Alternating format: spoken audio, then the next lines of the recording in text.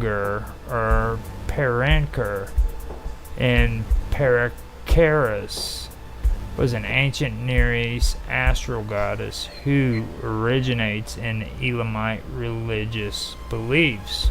While she is only infrequently attested in Elamite documents, she achieved a degree of prominence in Hurrian religion. So that's interesting. And then Aya. Aya was a Mesopotamian goddess associated with dawn. Multiple variant names were attributed to her in god lists. She was regarded as the wife of Shamash, the sun god. She was worshipped alongside her husband in Sippar. Multiple royal inscriptions pertaining to this city mention her. Okay, so Aya is Sippar's official bride of Shamash, or Utu. Among their children were Ketum. Now, Ketum, also known as Najina, was a Mesopotamian goddess who was regarded as the embodiment of truth. She belonged to the city of the sun god Utu Shamash and was associated with law and justice. The personification of truth, dream deities such as Mamu. Now, Mamu might be interesting. Mamu, go ahead. No, I just feel like that name is really, really familiar. Like recent, I didn't have my iPad open because I was working on the laptop, but I think we have Mamu in my Firefox. But go ahead, I apologize. It sounds so familiar. It's fine. Now, Mamu was a Mesopotamian goddess associated with dreams. She was regarded as the daughter of the sun god Utu, and could herself be called the Utu of dreams. References to male Mamu are also known, though it has been proposed that they only represent a late change of gender attestations. I'm probably guessing. Now, she was a dream deity, and then another child of him was Isham. Now, I've heard of Isham. I'm not too much on him, but I've heard of him. Isham was a Mesopotamian god of Akkadian origin. He is best attested as a divine night watchman, tasked with protecting houses at night, but he was also associated with various underworld deities, especially Nergal and Shabula. Now, Nergal is Ishtar's sister, Ishtar and Shamash's sister, Utu's sister. Now, she's evil.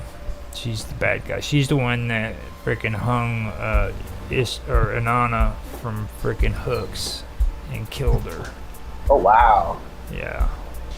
Remember the story I told about how she had all of her clothes and stuff on that were imbued with powers? Yeah, she had to wear the layers in order to make it through, and then by the time she got out, she was naked. Yeah, she was naked, and her sister crucified her with hooks and chains. That's freaking who it was. She was the evil one. Nergal. I believe Nergal was that. Now, as well as the god Isham. Utu's name can be used to write the names of many foreign solar deities. Okay, so we've gone through that. I'm gonna hit Isham, see what we got from him. I want to see how he was associated with the evil one. Now, Isham was a Mesopotamian god of Akkadian origin. And it's like I told you, first there was the Sumerians, and then they were conquered by the Akkadians. The Akkadian, the Akkadians actually created the first freaking empire or kingdom. Before them, there was only city-states. Oh. So that's how Every time I hear Arcadia, I think of the Flash. It was one of the bad guys. Mm-hmm. Now, Isham was a Mesopotamian god of Akkadian origin. He is best attested as a divine night watchman tasked for protecting houses at night, but he was associated with various underworld deities. Now, the ancient Mesopotamian underworld, most often known in Sumerian as Ker, Urkala, Kuku, Orali, or Kigal, and in Akkadian as Urtsetsu, although it had many names in both languages, was a dark, dreary cavern located deep below the ground, where inhabitants were believed to continue. They continued living basically, but dead, something like that.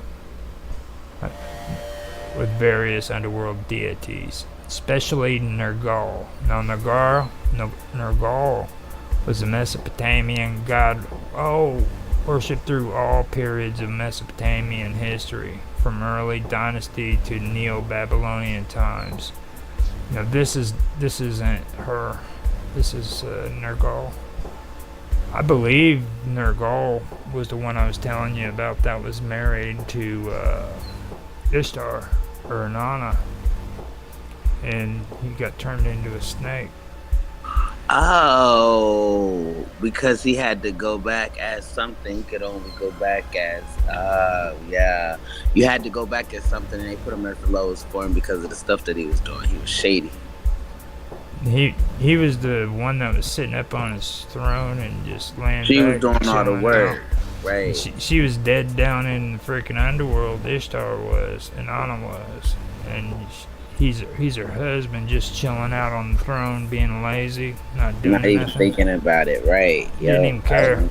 Mm-hmm. She got pissed off, said, "You know what? I choose him," because she had to replace her soul with another person's soul in order to come above out of the underworld. Well deserved, if you ask me. Yep, that's what you do. Yeah, I mean, like, your girl is dead and you just chilling, you don't even care, and you have a way to be able to assist. Yeah, nah, you're a clown. You go ahead and go turn into a snake. Roll in your belly, brother. Roll in your belly. See, that's what happened. He turned around and he thought he could, reach out to, not Ishtar, but Utu Shamash, because he worshipped him and asked him for help. Well, he just screwed frickin' Utu's sister over big time, you know what I mean? So what does he do? He freaking turns him into a snake. so he could escape. Or Era. Era is an Akkadian plague god known from an epos of the 8th century BCE era. Now, Era is the god of mayhem and pestilence, who is responsible for periods of political confusion. He was assimilated to Nergal at some point. So, Ura became Nergal.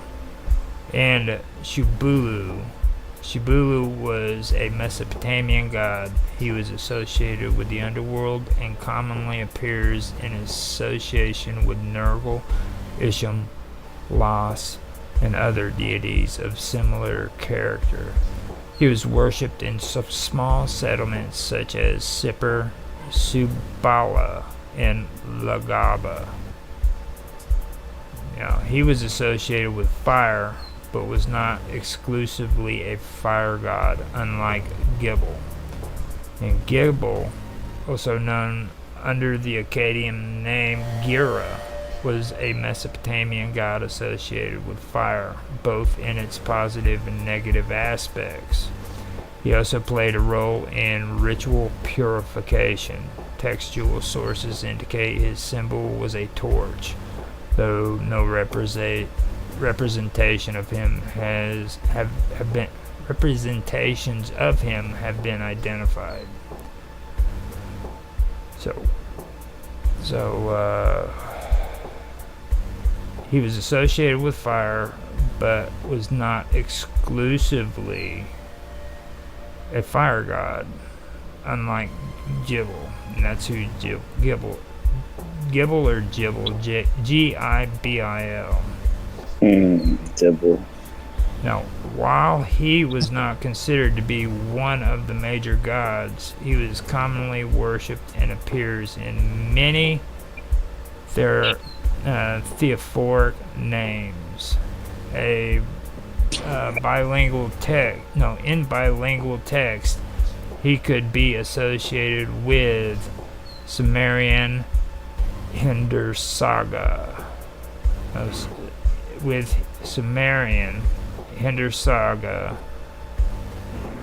But this equation is only attested for the first time in the Old Babylonian period, and the ritual behind it remains uncertain. Both of those gods could be regarded as the husband of the goddess Ninmug. And Ninmug, or Ninmuga, was a Mesopotamian goddess. She was associated with artisanship, especially with metalworking, as evidenced by her epithet, Tabira Kalama, metalworker of the land. She could also be regarded as a goddess of birth and assistant of Ninma. Now, Ninma was probably the one, I think, who was married to Enki. No. Ninma. Though she was primary, it says both of those gods could be regarded as the husband of the goddess Ninmug, though she was primarily associated with Isham and only secondary with Hindersaga. So now, let me find.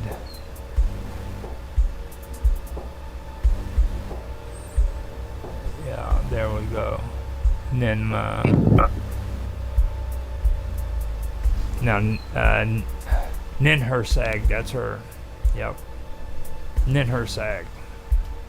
This is a goddess. So this is one of the big ones.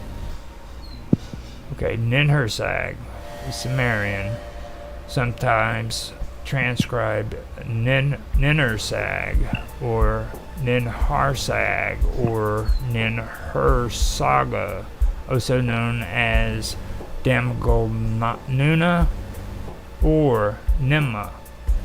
See right there, they're using Nimma as her name, which they said was a separate entity.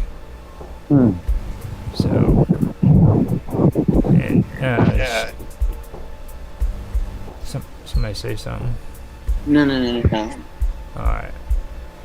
Now, Ninma, she was the ancient Sumerian mother goddess of the mountains and one of the 7 great deities of Sumer.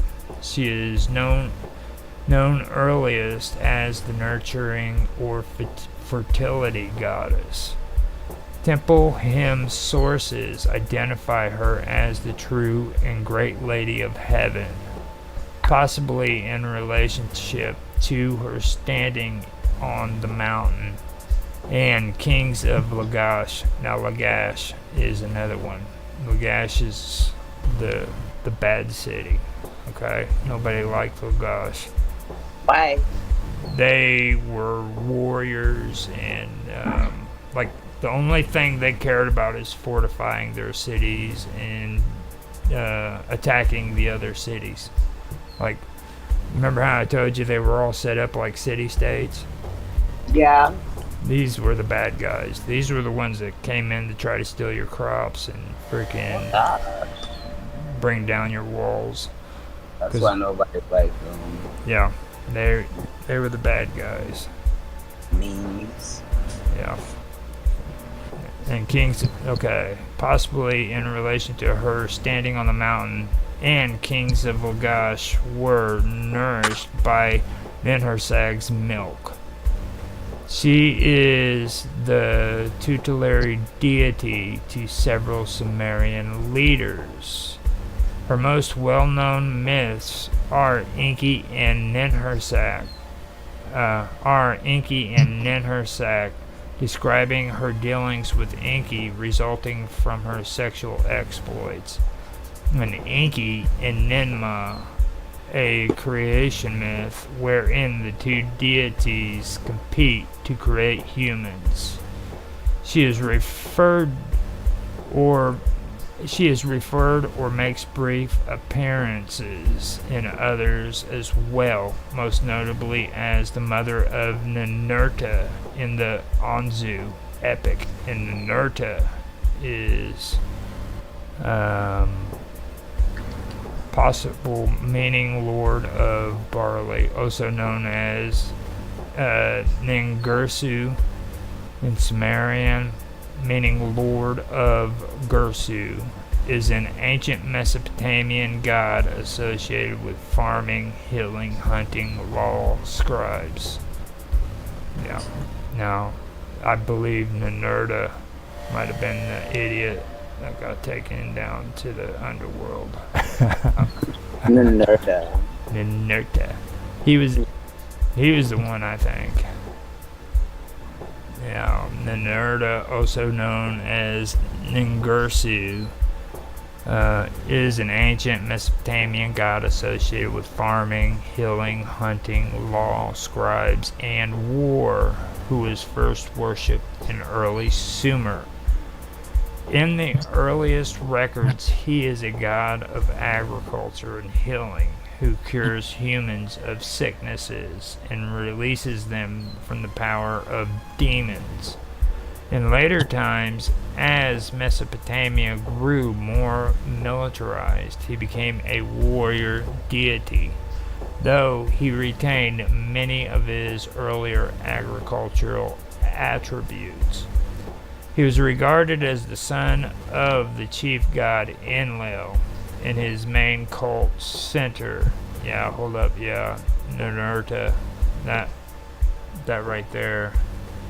Okay. Let me keep on reading. I know Ninurta now, I think he is, there's a correlation between him and, Nana, or not Nana, Sin, you know what I mean? So, yeah, it is Nana, isn't it? Nana, the dad? Yeah, the one that... Which one was it that was also called Sin? Yeah, I feel like that's what you just said. Nana is also known as Sin, and that's the moon god.